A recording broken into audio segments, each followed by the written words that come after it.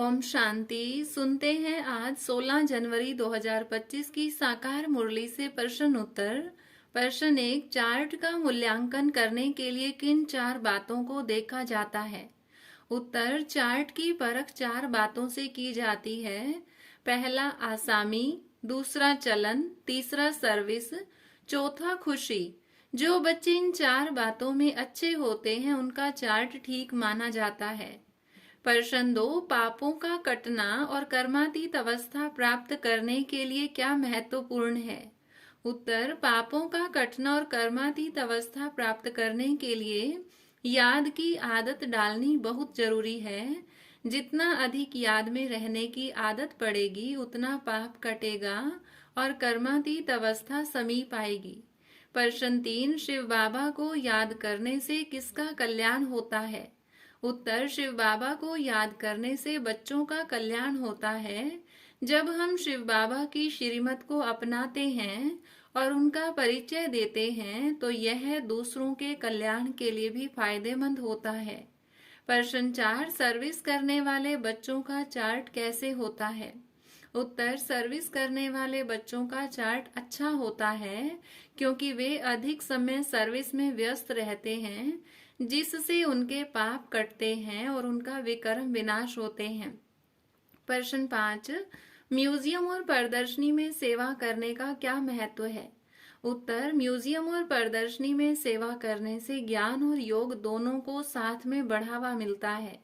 यह बच्चों को घड़ी घड़ी बाप का परिचय देने का अवसर प्रदान करता है, जिससे उनकी याद में वृद्धि होती है। प्रश्न 6, स्वर्ग की स्थापना कौन करता है और क्यों?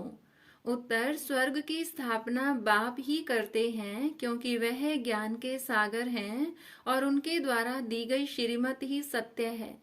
स्वर्ग की स्थापना की प्रक्रिया हर कल्प में चलती रहती है।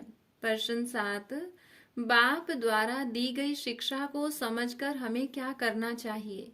उत्तर, बाप द्वारा दी गई शिक्षा को समझकर हमें इसे जीवन में उतारना चाहिए और दूसरों को भी यह समझाना चाहिए। हमें अपनी जिम्मेदारी निभानी चाहिए, जैसे टीचर बनकर दूसरों को सही रास्ता दिखाना। प्रश्न 8, कर्मातीत अवस्था प्राप्त करने के लिए हमें किस प्रकार की कोशिश करनी चाहिए? उत्तर, कर्मातीत अवस्था प्राप्त करने के लिए हमें नियमित रूप से बाप को याद करना चाहिए और अपनी आत्मा को शुद्ध करना चाहिए। जितनी अधिक याद में रहेंगे उतना पाप कटेगा और आत्मा सतो प्रधान बनेगी। प्रश्न 9, बाप की याद से हमें क्या लाभ होता है? उत्तर, बाप की याद से आत्मा को शांति और खुशी मिलती है। यह हमें पवित्र बनाने में मदद करता है और हमारे जीवन में संतुलन और समर्पण की भावना को बढ़ाता है। बाप की याद में रहने से पापों का नाश होता है और आत्मा की शक्ति में वृद्धि होती है। प्रश्न 10, ज्ञान मूर्त, याद मूर्त और दिव्य गुण मूर्त बनने का क्या मतलब है? उत्तर, ज्ञान मूर्त, याद मूर्त और दिव्य गुण मूर्त बनने का मतलब है कि हम अपने जीवन में बाप के ज्ञान को पूरी तरह से धारण करें, हर समय बाप को याद करें और अपने गुणों को दिव्य बनाएं। यह हमें आत्मा की ऊंचाई पर ले जाता है और हम दूसरों को भी प्रेरित कर सकते हैं। प्रश्न 11, वर्षे का अधिकार पाने के लिए हमें क्या करना चाहिए? उत्तर, वर्षे का अधिकार पाने के लिए हमें अपनी मनसा को शुद्ध रखना चाहिए और सर्व के लिए शुभ भावनाएं और शुभ कामनाएं प्रकट करनी चाहिए। साथ ही हमें ज्ञान और योग के अभ्यास से अपनी दिव्यता को बढ़ाना चाहिए। हर रोज की मुरली से प्रश्न उत्तर सुनने के लिए चैनल को सब्सक्राइब करें और बेल आइकन जरूर दबाएं।